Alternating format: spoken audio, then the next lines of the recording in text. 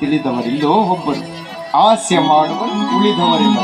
ಆದರೂ ಸಂಕಟಗ್ರಸ್ತ ವ್ಯಕ್ತಿಗೆ ನಿನ್ನೆದೆಯ ಬೆಳಕ ಬೀರು, ಇದೇ ಹದಿ ಬದಿಯ ಧರ್ಮ ನುಸಿರು. ಕೃಷ್ಣದೇವ, ಸುಭದ್ರೆ ನಿನ್ನ ಬೆನ್ನೆಲ ಬಿದ್ದ ತಂಗಿಯಾಗಿದ್ದರೂ ನಿನಗವಳ ಅಭಿಮಾನವಿಲ್ಲ. ಆದರೆ ತಂಗಿ ಎಂದು ತಿಳಿದುಕೊಂಡಿರುವ ಈ ತಳೋದರಿಯ ಅಭಿಮಾನವೆಷ್ಟಿದೆ ನಿನಗೆ? ಓ ಕಾಕುತ್ಸ ಕುಲೋದ್ಭವನೆ, ಇವಳೇನು ದುಡ್ಡು ಮಲ್ಲಿಗೆಯ ದಂಡೆಯೇ? ಇವಳು ಬೆಂಕಿಯ ಮಗಳು, ಪರಸಿಡಿಲಿನುಂಡೆ. ತನ್ನ ಹೊಟ್ಟೆಯ ಮಕ್ಕಳಾದ ಉಪಪಾಂಡವರನ್ನ ಬಿಡಾರದಲ್ಲಿ ಬಚ್ಚಿಟ್ಟು ಈ ದ್ರೌಪದಿ ನನ್ನ ಗಂಡನೊಬ್ಬನನ್ನೇ ಕಾಳಗಕ್ಕೆ ಕಳುಹಿದಳು. ಇವಳು ಉರಿ ಮಾರಿಯ ಹೆಣ್ಣು. ಎಳೆಯುತ್ತಾರೆ, ನನ್ನ ಹೊಟ್ಟೆ ಮಕ್ಕಳು ಯುದ್ಧಕ್ಕೆ ತಕ್ಕವರಲ್ಲ ಎಂಬುದನ್ನು ಕಂಡುಹಿಡಿದು ಜಗದೆಚ್ಚಳದ ಎಚ್ಚರಾಗಿ ಕಳಿಸಿಕೊಟ್ಟು ಜಗಜ್ಜೇದು ಅಭಿಮನ್ಯುವನ್ನು ಕಾಳಗಕ್ಕೆ. ಕೇಳಿದೆಯಾ ಕೃಷ್ಣರಾಯ ಶ್ಯಾಮೆಯ ಸೆಣವಿನ ಶಬ್ದಗಳನ್ನು? ಅಯ್ಯೋ, ಸವತಿ ಮಾತ್ಸರ್ಯದ ಬೆಂಗಿಣಿಗಳು ಎಡಬಿಡದೆ ಜಡ ತಾಕುತ್ತಿರೆ ಕಬರಿ ಪೋದದೇನೋ ಎನ್ನ ಕಾಂತನ ಕಳೆಬರ. ಸುಟ್ಟುರಿದು ಹೋಯ್ತಯ್ಯೋ ಅತ್ತೆ ಸುಭದ್ರೆಯ ಹೊಟ್ಟೆ ಪೂರ. ಎಲೆ ದ್ರೌಪದಿ, ನಿನ್ನ ಹೊಟ್ಟೆಯ ಮಕ್ಕಳ ಅವನಿನಲಿಯುವುದು ಹೇಗೆ ಗೊತ್ತೇ?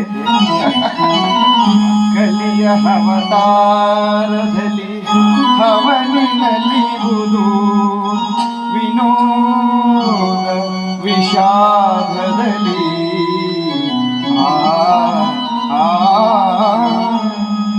ಸಿರಿ ಸುಗದ ಭೋಗದಲ್ಲಿ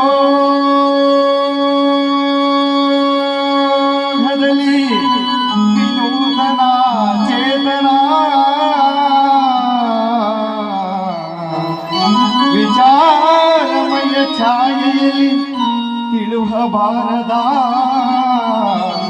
ಶಾಂತಿಯಲ್ಲಿ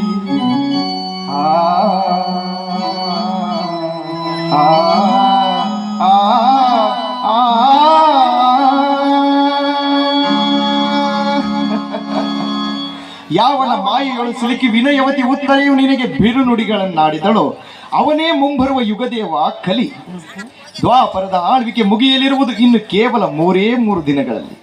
ಆ ಬಳಿಕ ಆ ಕಲಿದೇವನ ಆಳ್ವಿಕೆಯೇ ಈ ಭೂಮಿಯಲ್ಲಿ. ಹಾಗಾದ್ರೆ ಅನಾಹುತದ ಹುತ್ತುಗಳೇ ಹೊರಹುವೇನು ಈ ಭೂಗರ್ಭದೊಳಗಿಂದ?